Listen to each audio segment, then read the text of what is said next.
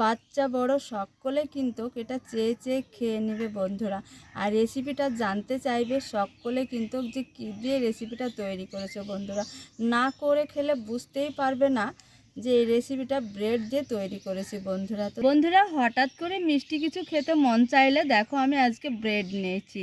এই ব্রেড দিয়েই দারুণ স্বাদের মিষ্টি খাবার তৈরি করে তোমাদের সঙ্গে শেয়ার করব বন্ধুরা। বেশ কিছুটা ব্রেড নিয়েছি, আর এই যে ব্রেডের এই যে ব্রাউন কালারগুলো আছে, এই কালারগুলো আমি কিন্তু কেটে বাদ দিয়ে দিব। এই যে ব্রাউন কালারটা আছে এটা কেটে আমি বাদ দিয়ে দেবো। একটা ছুরি নিয়েছি তার জন্যে। সুন্দরভাবে সাদা এই অংশটা নিয়ে নিব এইভাবে কেটে কেটে। বন্ধুরা, খুব সুন্দরভাবে কেটে নিয়েছি। আবারও আমি ছুরি দিয়ে এইভাবে কেটে নিব। এইভাবে ছোট ছোট টুকরো করে শেপ দিয়ে সবগুলো একইভাবে কেটে নিব।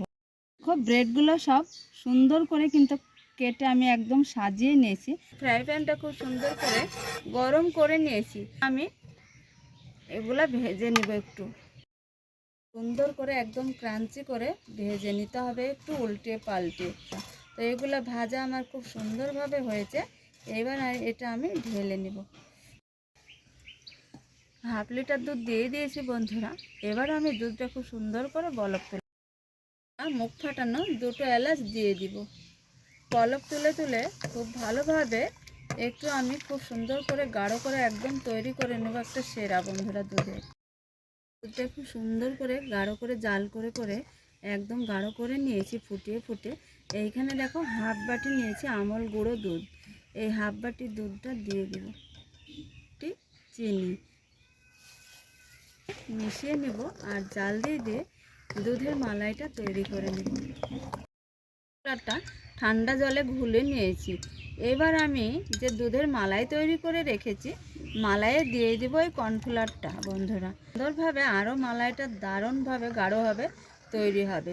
তো দেখো বন্ধুরা, দুধের মালাইটা খুব সুন্দর করে তৈরি করে নিয়েছি। মালাইটা তৈরি হয়েছে। এবার নামিয়ে একটু ঠান্ডা করে তোমাদের দেখাচ্ছি।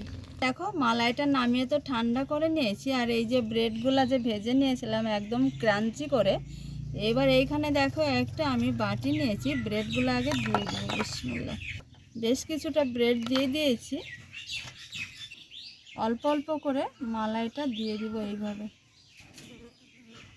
আবারও দিয়ে দিব শুকনো ব্রেড উপরে বন্ধুরা। এইভাবে আমি 2 থেকে 3 বারে ব্রেডটা এইভাবে সাজিয়ে দিব আর মালাইটা দিয়ে দিব পরপর। এইভাবে মালাইটা দিয়ে ডেকোরেশন করে নেব। ভাবে এইখানে একটু কাজু দিয়ে ডেকোরেশন করে নেব। যে কোনো জিনিস দেখার সৌন্দর্য হলে খেতেও দারুণ লাগে। দেখার সৌন্দর্যের জন্য একটু পাপড়ি দিয়েও ডেকোরেশন করে নেব বন্ধুরা। দেখতে যতটা সুন্দর লাগবে বন্ধুরা, খেতেও কিন্তু দারুণ লাগবে। আর এই যে ডেকোরেশন পর মানুষের একটু খাবার দেখে আকর্ষণটাও বাড়ে বন্ধুরা। তো বন্ধুরা, কি বলবো, কি স্বাদ! আর দেখার সৌন্দর্যের জন্য আমি কাজু দিয়ে আর গোলাপের পাপড়ি দিয়ে ডেকোরেশন করে নিয়েছি। দেখো বন্ধুরা, দেখতে কতটা সুন্দর আর লোভনীয়। বাচ্চা বড় সকলে কিন্তু এটা চেয়ে চেয়ে খেয়ে নেবে বন্ধুরা। আর রেসিপিটা জানতে চাইবে সকলে কিন্তু যে কী দিয়ে রেসিপিটা তৈরি করেছে বন্ধুরা। না করে খেলে বুঝতেই পারবে না যে এই রেসিপিটা ব্রেড দিয়ে তৈরি করেছি বন্ধুরা। তো দেখো কতটা সুন্দর আর দারুণ লোভনীয় রেসিপি বন্ধুরা। কি বলবো তোমাদের, খেতে কিন্তু খুব ভালো স্বাদ হয়েছে। কখনো বুঝতে পারবে না যে এই ব্রেড মালাইয়ের এতটা স্বাদ। হঠাৎ করে মিষ্টি কিছু খাবার খেতে মন চাইলে বন্ধুরা এইভাবে ব্রেড দিয়ে ব্রেড মালাই বানিয়ে খেতে পারো। ঘরের ছোট থেকে বড়রা সবাই খেয়ে কিন্তু প্রশংসা করবে বন্ধুরা।